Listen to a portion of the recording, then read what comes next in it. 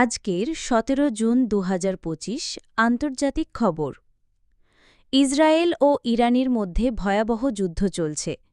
Israel এবং Iran এখন সরাসরি যুদ্ধে করছে।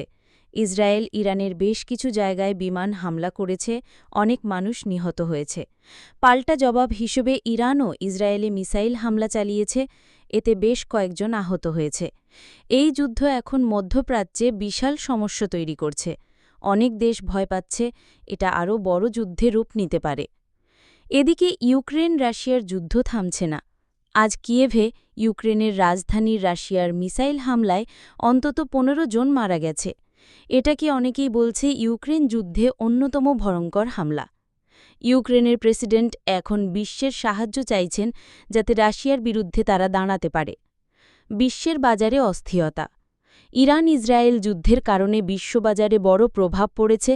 তেলের দাম বেড়ে গেছে, শেয়ার বাজারের লোকজন টাকা তুলছে, বিনিয়োগ কমে যাচ্ছে। বিশেষ করে মধ্যপ্রাচ্যের ফ্লাইট বন্ধ হওয়ায় ব্যবসা বাণিজ্যে সমস্যা হচ্ছে। মানবিক বিপর্যয় গাজায়। গাজা শহরে খাবার সংগ্রহ করতে মানুষ জড়ো হলে বোমা পড়ে, অনেক মানুষ মারা গেছে। মানবাধিকার সংস্থারা বলছে গাজায় এখন বিশাল দুঃখজনক অবস্থা চলছে। খাবার ওষুধ কিছুই ঠিকভাবে পৌঁছায় না। এতক্ষণ শুনছিলেন আন্তর্জাতিক খবর। দেশের খবর। শেখ হাসিনার প্রদর্শনে। আন্তর্জাতিক অপরাধ ট্রাইব্যুনাল সাবেক প্রধানমন্ত্রী শেখ হাসিনাকে মনে করেছে ২৪শে জুন তার উপস্থিতি বাধ্যতামূলক, অন্যথায় অনুপস্থিতিকেই আদালত চলবে। জাতীয় সালিসি ও রাজনৈতিক শক্তির দ্বন্দ্ব। বিএনপির আমির খসরু বলেছেন, বাংলাদেশের নির্বাচন আন্তর্জাতিক পরিস্থিতির সঙ্গে কোনোভাবে সম্পর্কিত নয়, তাই নির্ধারিত সময়েই ভোট হবে।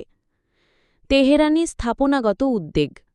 ইরান ইসরায়েল সংঘাত বাড়ায় তেহরানে থাকা বাংলাদেশ দূতাবাস ও প্রবাসীদের নিরাপত্তা বিষয়ে উদ্বেগ প্রকাশ করা হয়েছে। প্রবাসীরা নিরাপত্তাজনিত কারণে সরিয়ে নেওয়া শুরু। ক্রিকেট মাঠে বাংলাদেশ।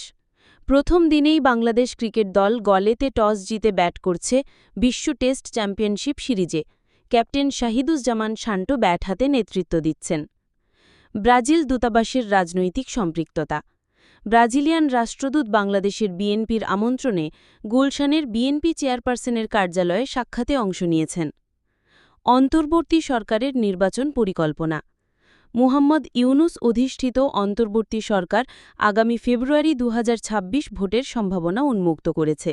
সামনের রাজনৈতিক প্রেক্ষাপটে তা সময়ের চেয়ে আগে হতে পারে। সারাংশ।